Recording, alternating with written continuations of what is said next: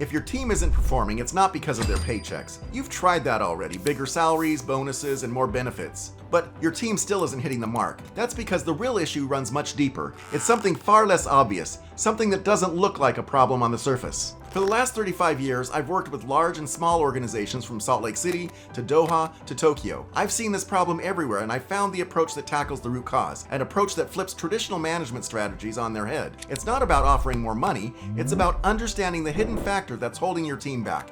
And once you grasp this, everything else falls into place. Let's talk about why pay raises, bonuses, and financial rewards don't fix the real problem. Yes, money can boost motivation temporarily. It's a quick fix, a band-aid, something that feels like you're addressing the issue head on.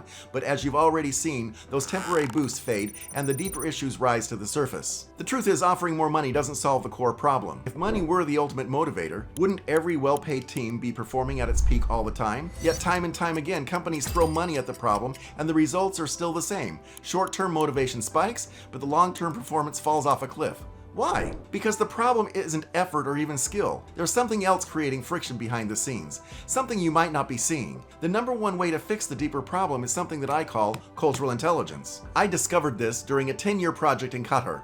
You see, from 2013 to 2023, I worked on establishing a technology transfer office in Doha. Our team was made up of people from vastly different cultural backgrounds, and at first it was tough to get anything done. The Western team members are used to jumping straight into business, while our regional team members prioritize personal relationships. This difference in approach created tension and slowed progress, but then we adapted. We started spending more time building trust and understanding each other's cultural norms. This is when the team started to click. We spent time in modulus sessions, informal gatherings where we connected on a personal level before discussing business. That shift in recognizing and respecting each other's cultural differences transformed our productivity. This experience taught me that cultural intelligence isn't just a nice to have, it's a critical skill for building a high-performing team. It's about understanding the different ways your team members communicate, collaborate, and approach their work, and using that understanding to unlock their full potential. Cultural intelligence is the ability to recognize these subtle differences in how people communicate, work, and think. It's recognizing that the different backgrounds and experiences and even subtle communication habits can create barriers to collaboration. But here's the key. Once you develop cultural intelligence, everything changes. It allows you to break through those invisible barriers and create an environment where your team's diversity becomes an advantage. Now, you might be thinking, John, this sounds interesting in theory, but how do I actually apply this? This is where one of my favorite topics comes into play. You need to engineer a talent ecosystem.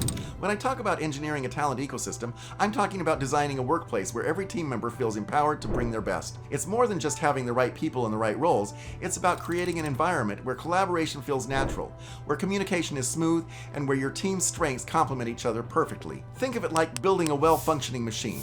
Every part of it has a role to play, and when they're working together in sync, the machine runs smoothly. But when the parts are misaligned, or when they're not working in harmony, things break down. But here's the critical part. You can't just throw money at a team and expect them to work together better. You need to engineer an ecosystem where cultural intelligence can thrive. So how do you start engineering a talent ecosystem in your organization? First, it starts with awareness. Understand that your team members bring different communication styles, cultural expectations, and perspectives to the table. You can't expect them all to work in the same way.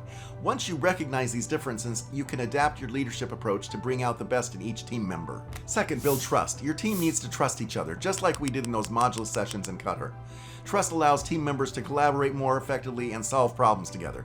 And lastly, align your team around shared goals and values. This doesn't mean forcing everyone to follow the same method, but rather finding common ground where everyone's strengths can shine. You're creating an environment where differences are a strength, not a weakness. Remember, engineering a talent ecosystem doesn't happen overnight. It's an ongoing process. Just like a garden, it needs regular care and attention. Once you've built the ecosystem, your team will start working together in ways you didn't even realize were possible. Communication will improve, collaboration will feel natural, and performance will shoot through the roof, all without having to constantly push or even considering bigger raises. So remember this, if your team isn't performing, it's not about their paychecks. It's about how they're working together or not working together. Once you understand the deeper dynamics of cultural intelligence and take steps to build a talent ecosystem that creates collaboration, everything changes. You'll have a team that works like a well-oiled machine, where each part supports the other, and where the whole is much greater than the sum of the parts.